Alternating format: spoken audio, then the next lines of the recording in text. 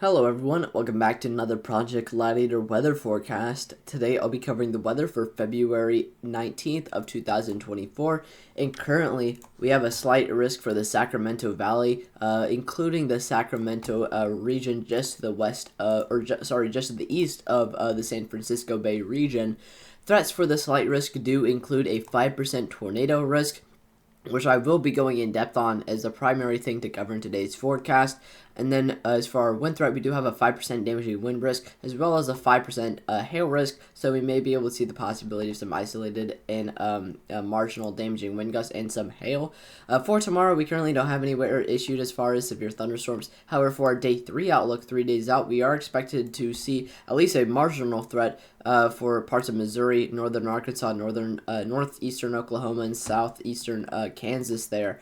Main risk being hail, I'm pretty sure. However, I haven't really looked too in depth on this. And then for day 4 to day 8 outlooks, for the next couple of days, it is indicating predictability to lows, indicating that we do at least have the potential for severe thunderstorms for the next 4 to 5 days. However, on day 6 we have potential to low, and then same thing for day 7, same thing for day 8. However, we are watching something on our day 9 that may potentially be quite big. However, I don't really have too many details on that right now on the 28th. But I will have a forecast on that by the out on that by the time it rolls around, depending on the severity of it. Taking a look at our WPC outlooks, starting off with their excessive rainfall forecast. For today, we do have a moderate threat for the southern coastal regions of California, including the Los Angeles metro region, as well as a fairly large slight risk further off towards the north, including a lot of the Sacramento Valley region there, as well as a fairly large marginal risk. So we are definitely expected to see at least somewhat of a risk for flash flooding for pretty much the entire region of California, most notably there for the Los Angeles metro region. For tomorrow, we do have another moderate threat for the Los Angeles downtown region. And then for day 3 outlook, we do have a marginal threat remaining for that for the Los Angeles downtown region. So we are expected to see very, almost constant rainfall for the Los Angeles downtown region, which should lead to continuous flash flooding risk for the next couple of days. However, taking a look at our winter weather outlooks, for today, we do have the risk for quite a bit of heavy elevated snowfall in some of the more elevated regions of California, there further off to the east. And then for tomorrow, we are expected to see that cool off. However, we still are expected to see quite a bit of heavy snow in some of those higher elevation areas. And then for day 3 outlook, that is going to go away for the time being. And then we can also take a look at our surface analysis while we're here. The main thing that is going to be leading to our severe thunderstorms in the Sacramento the Sacramento Valley there is going to be this occluded front, which overall I'm not really too sure how that's going to fare for our storms, because I'm not really sure the overall extent of forcing along occluded fronts. However, that should trigger our storms along that region. And then this cold front, notice its location in relation to the moderate threat area for flash flooding. This cold front is very slow moving, so it is expected to kind of just feed into the region of concern as a atmospheric river there, and that's why if a cold front is perpendicular to the coastline, why it's so important for a lot of these flash flooding risks in California. Taking a look at our weather model, starting off with our 500 millibars like we usually do, I do want to note that this is currently an ongoing risk, because we already do have several severe thunderstorm warnings as well as a tornado warning for the Sacramento Valley region there. So again, this is an ongoing risk, and you can tell by that tornado warning that we do have the potential for a weak tornado or two across this region. But starting off with our 500 millibars, We are seeing a trough associated with a low pressure system towards the northern Pacific, and that is advecting out of the Pacific here into the region of concern, and that's going to support the risk for severe thunderstorms. And you can see quite prominent veering of the winds should definitely lead to quite a bit of directional shear to support the risk for a weak tornado or two across that region. And mid-level flow upwards of the 50 to 60 miles per hour, depending on our low levels and our upper levels, should help with at least some elongated photographs and the possibility of speed shear for at least somewhat of a risk for some marginal hail. Taking a look at our 700 millibars and our low-level jet. Our low-level jet is overall kind of mid. It's not really the best. It's fairly decent, but again, it is kind of mid. It is mid. It's around the 50 miles per hour, 40 miles per hour, which overall isn't really the best and should give overall limited directional shear, but should provide at least some directional shear nonetheless, especially with the veering of the winds. So we should definitely see at least some directional shear to support the risk for tornadoes. We aren't really expected to see that increase over time, and is actually expected to weaken from here on out across that region. So again, very minimal shear coming from this low-level jet. We can actually hop back over to pivotal weather so we can take a look at the 200 millibars and what we are expected to see as far as the far upper levels of the atmosphere in the upper jet stream. Again, mainly taking a look at the area of concern right here. I'm going to have it circled for the time being so you know where to look. We are seeing a very minimal overlap of the upper level jet.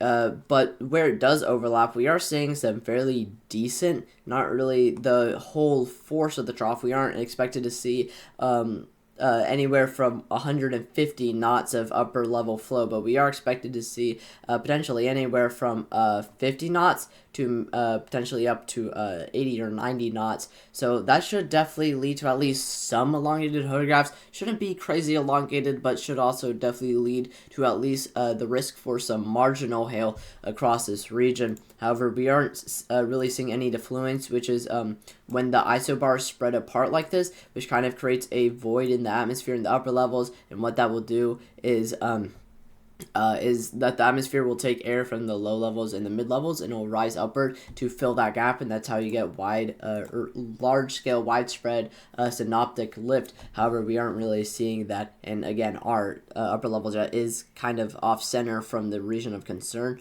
But again, we should definitely see at least some marginal elongated photographs coming out of this, and the potential for some marginal hail. While we're on the topic of the upper air setup, we can take a look at the shear environment and what we are expected to see for speed shear and directional shear across this region. So starting off with bulk shear, and mainly our speed shear and the possibility for hail across this region, let me switch to Outlook to hail really quickly so you can actually see where we are expected to see the possibility for some hail. We are seeing overall not the best bulk shear. We are seeing some elongated photographs. Again, some elongated photographs are expected with somewhat stronger upper levels in the atmosphere in that upper level jet. However, our bulk shear isn't really giving us like a crazy amount of shear. So again, our overall risk for hail should be quite marginal, but it is there. So we may be able to see the possibility for some small to medium hail across this region. Taking a look at our storm relative helicity and the directional shear and the overall potential for tornadoes, let me switch the outlook to the tornado outlook really quickly so you can see where the where the risk area is that we're watching for. Right now, we aren't really seeing a crazy ton amount of shear. We are seeing some shear, and some shear that should be ample for the possibility of at least a tornado or two, a brief tornado or two across this region. With directional shear values ranging anywhere from the upper 200s to the 100s, which is fairly decent and should definitely indicate at least the possibility for a marginal risk to potentially a slight risk for tornadoes. Overall, in my personal opinion, I think the tornado risk should be a little bit lower than a 5%. I'll get into the reasoning for that when we take a look at instability. However, the shear kind of supports it, but the shear is there to kind of support a 5% tornado risk. But overall, the risk for tornadoes is still there regardless. Before we get into the juicier details, I am going to go over the when and where you should be able to see our thunderstorms, as well as the just a general radar analysis, a simulated radar analysis about what we are expected to see across this region. As of right now, it is pretty messy. I'm not really sure what I'm going to be telling you as far as radar analysis, because it is very messy across this region, because we are seeing a lot of not only widespread but also more isolated storms all across this region because of the occluded front that is passing through. But overall, I think that the main risk for severe thunderstorms may be happening now, but it also may happen in the very early morning of tomorrow. I'm talking around 5 a.m. EST, so around like 2 a.m. to 3 a.m. to 4 a.m. in California. But I'm noticing this line of stronger reflectivity, this much more organized line that is expected to pass through the region, and I'm pretty sure that is going to be the main risk for tornadoes in the very early morning of tomorrow. Taking a look at our dew points in the Sacramento Valley, we are expected to see somewhat decent dew points.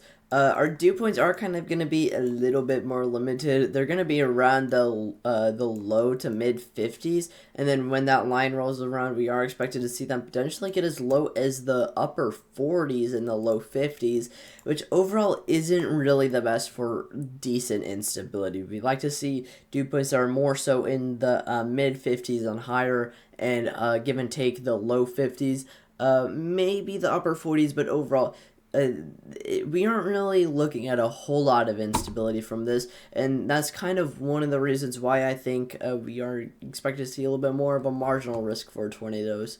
Taking a look at our temperatures across this region, we are expected to see some fairly decent temperatures during the day, at least when that first supposed area for tornadoes, or this first supposed risk for tornadoes, is expected to be. We are expected to see decent dew points, or sorry, decent temperatures.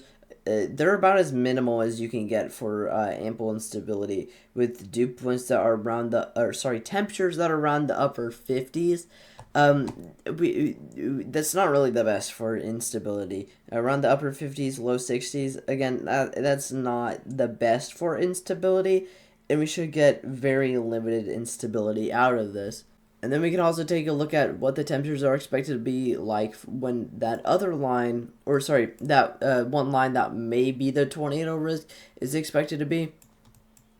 And it's even worse because it is in the middle of the night amongst all the rain-cooled air previously. So we are expected to see temperatures drop to the low 50s, and maybe see an upper 40 somewhere in here, which again is even worse for ample instability and may give us like hardly anything as far as instability.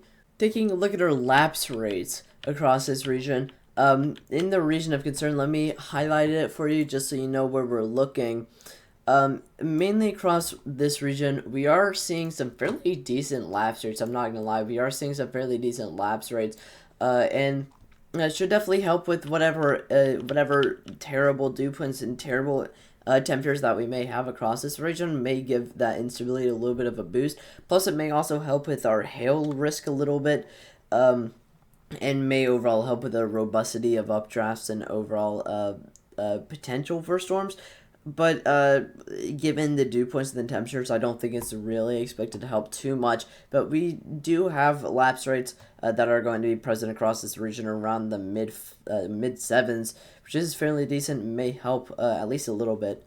Taking a look at our convective inhibition and what we may see as far as the temperature inversion and the cap that may prevent warm air from rising before storms can initiate. As of right now, we are seeing pretty much nothing as far as a cap. We are seeing the lack of a cap, which means that warm air can basically freely rise from the surface. There's nothing really preventing it from nothing really preventing warm air from rising, and nothing that's really going to help with the explosiveness of storms whenever that cap does break. So overall, our air is kind of rising freely and maybe making storms a little bit more marginal.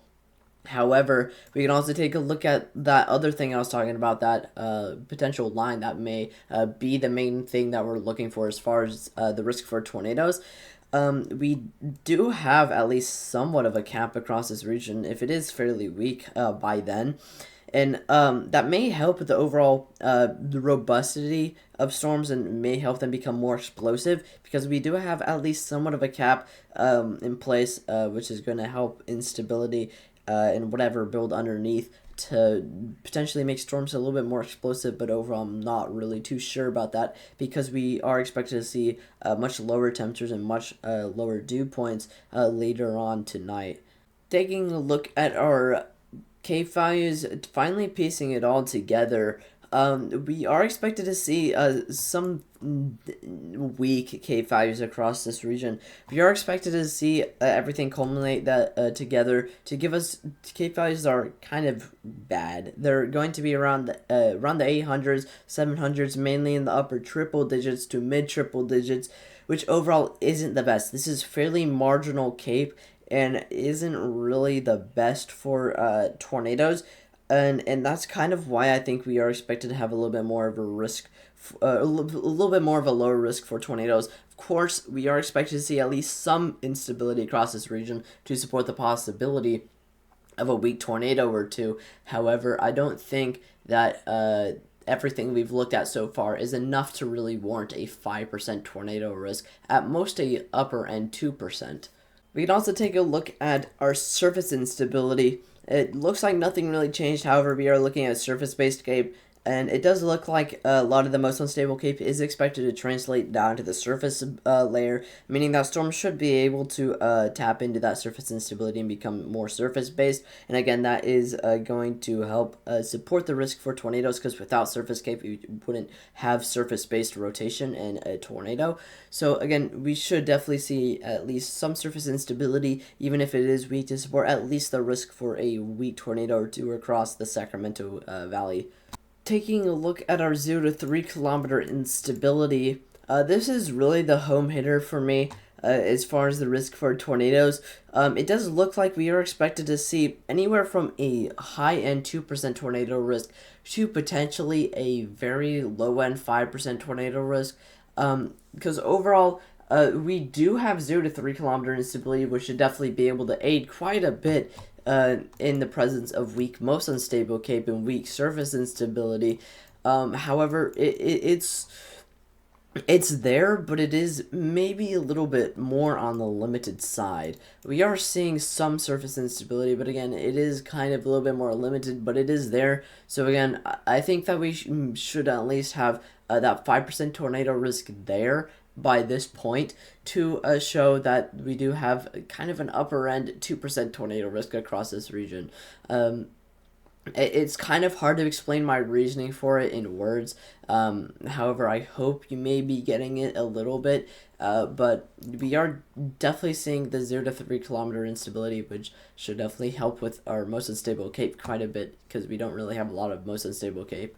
Taking a look at our energy elasticity index values, finally culminating everything we've looked at together. So energy elasticity index does kind of give us a general idea of what the tornado risk may look like. So I am going to switch back to our tornado outlook.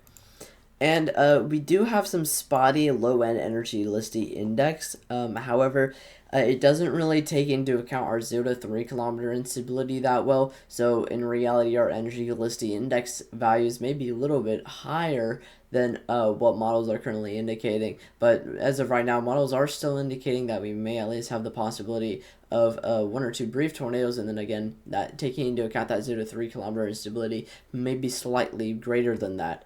Taking a look at our wind gust model, so we can get a general idea of the potential for damaging wind gusts with our 5% damaging wind gust risk. Overall, we are seeing some fairly decent damaging wind gusts across this region.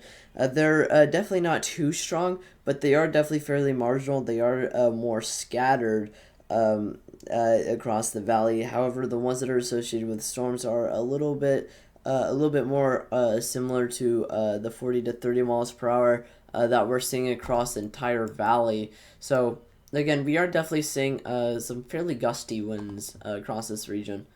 Taking a look at our total precipitation models so we can get a little bit of an idea of what the flooding risk is expected to look like across the California region. Mainly the moderate threat area. Today we did see the rainfall, or sorry, yesterday we did see rainfall totals that were around 3 to 4 inches. However, we are expected to see that continue to get built off of today, with around 2 to 3 more inches on top of that, and that is expected to continue into tomorrow even. And when we take into account the terrain, California is kind of weird. So we do have the cities that are along the coastline here.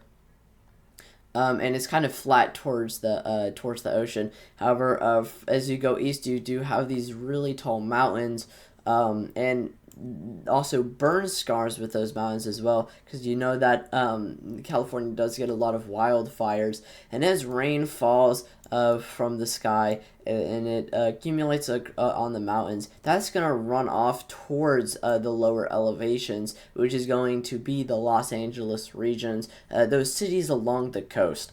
So again, a lot of that runoff water is expected to be quite dangerous and potentially a significant factor in why this risk is going to be so dangerous across this region.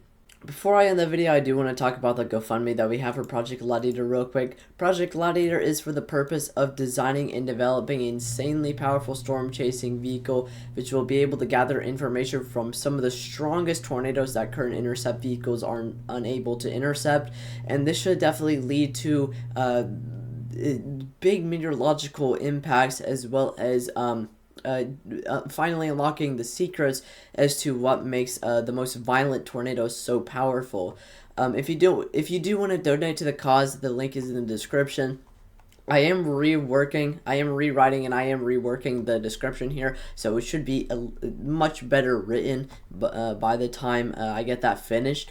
And I do want to thank everyone who has donated already, which is mainly me, my sister, and my Aunt Dawn. But if you do want to donate to the cause, the link is in the description, and I appreciate it a ton. Now that I've told you the weather, please go down to the description and check out the socials for Project Gladiator, and join the Discord for any updates on Project Gladiator. If you live in any of the areas I covered for today, please stay above the alert for the time being. If you notice anything might have been wrong in this forecast, or you'd like to make a suggestion or ask a question, please leave a comment. 2 other channels that I highly suggest you check out are One Nation Weather and Weather Watcher. Weather Watcher does make videos or forecast videos for Europe. If you are interested in those, the links to those channels will be in the description.